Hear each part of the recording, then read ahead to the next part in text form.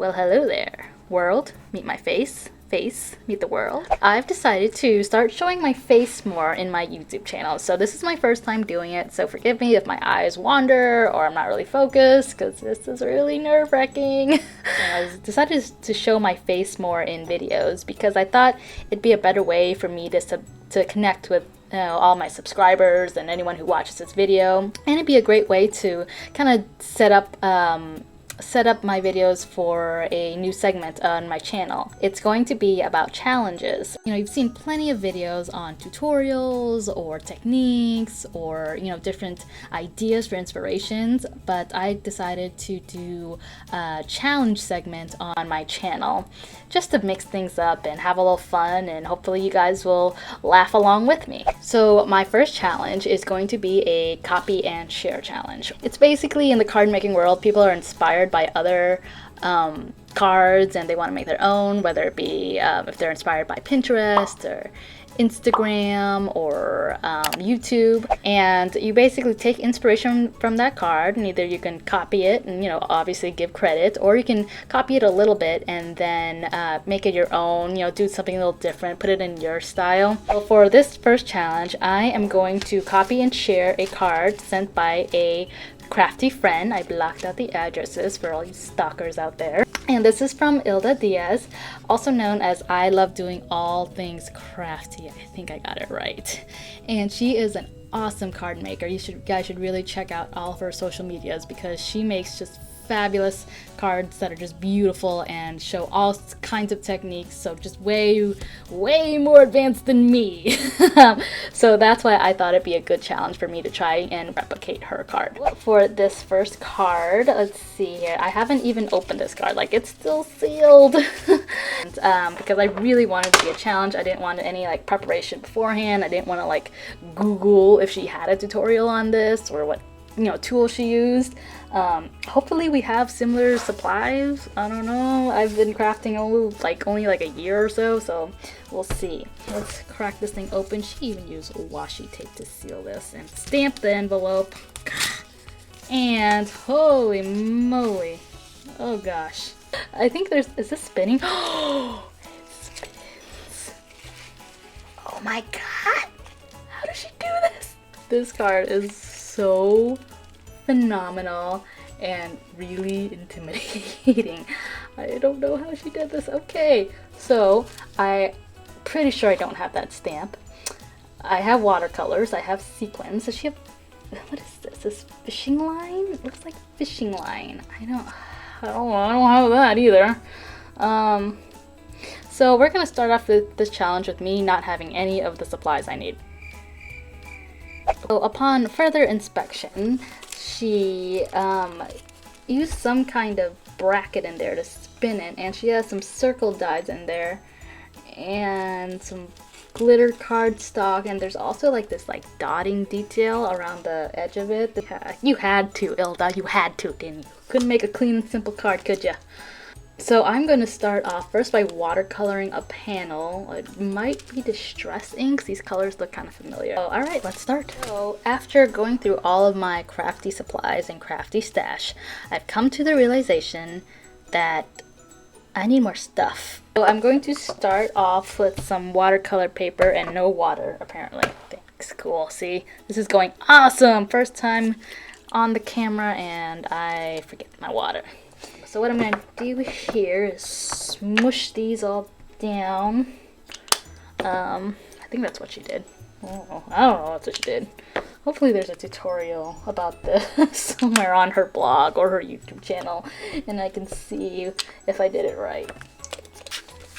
And it goes everywhere. I'm back with some acetate here, so we're going to try to do some ink smushing, it looks like she did. And, ooh! Too much blue, go back. Okay, well,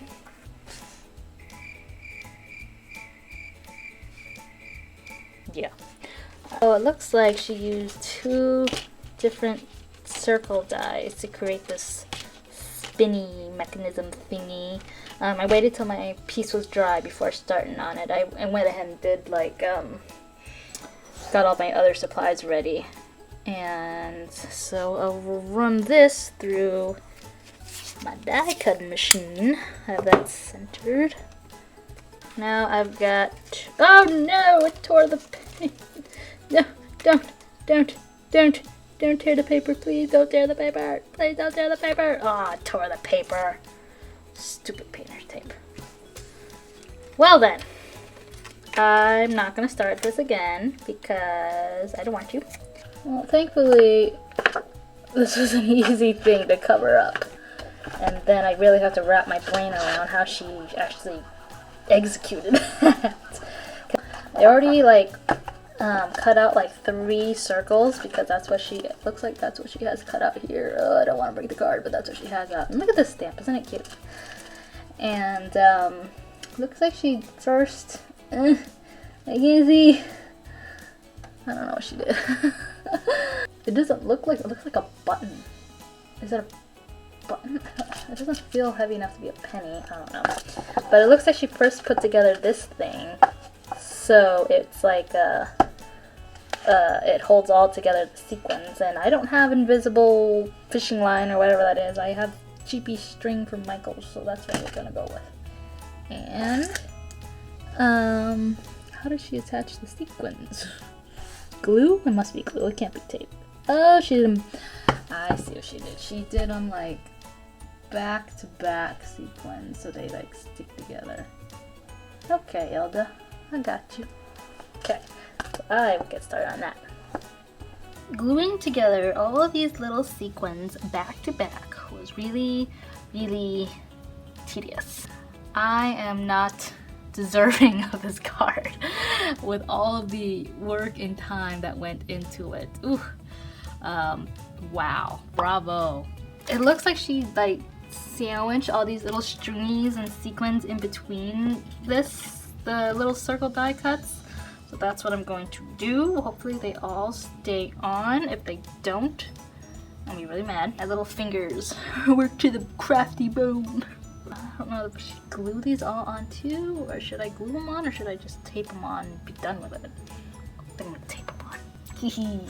Well, I'll tell you the reason why I do voiceovers in the first place. It's because I usually craft at night. I have a full-time job outside of this. Crafting is a hobby for me, and I have 2 young kids, so when they're asleep is when I can craft.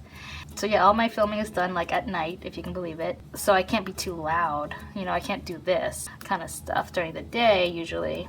But I had a day off and I figured, well, this might be fun to do, you know, every once in a while. Just entertain you guys with my crafty foolishness. You hear rumbling, that's my air conditioner going because it's so hot. Stick. Oop, nope, not centered. Oh well, too late. Well, it looks like she has like silvery thingy back there, which I do silver cardstock, which I already have a pre-cut piece of paper for that. And then she stuck this thing on there, like that. How she gets to spin, that's the question. I really want to YouTube this right now, but I'm not going to. But I really want to. Oh my gosh, what did you do? She had to use like a foam tape maybe? I think she used foam tape. I'm gonna get the foam tape. So I ran a circle die through my die cutting machine because I see a little circle cut into the glitter cardstock. I just don't know how it's like spinning in there. So I'm wondering if she... And all my little sequins are falling off. Yikes. Okay. I'm over this.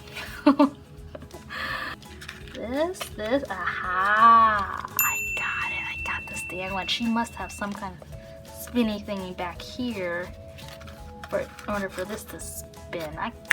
Well, hers isn't really that popped up with, well, it is popped up with foam tape. I found it. I got it. What I think she did is she sandwiched these together. A circle back there. Another piece on there, and then she put a piece of foam tape, no, foam tape, right? I don't know. Does this, please? Okay. Okay. Okay, it spins, okay. And then she did this. No. Wait, I'm missing something. Crap! Peel off. I'm missing the whole background piece. Hello. Hello. That on there. Oh, that doesn't stick. Now it's like mad. Okay. And hey! It spins! Hey, hey, hey! Yeah. I should have used a smaller die. Oh well. So the next step would be to stamp on the. She's stamp or she can block. Alright, more mess. So I can't find my heat gun right now. I have no idea where it is.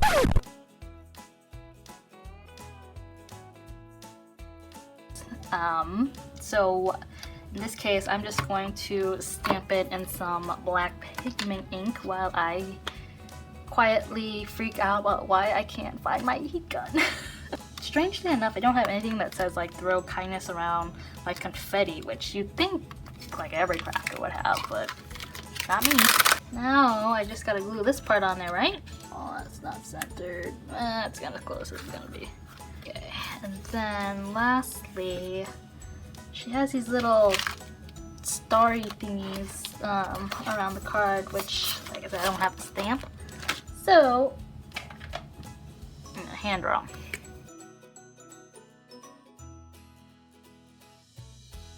Is this where the foam tape comes in? Yeah, see, because you gotta prop this up in order for the spinny thing to still spin.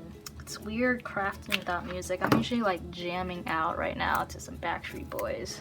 I think that's another reason why I do voiceovers, because I blare, I blare music on my headphones.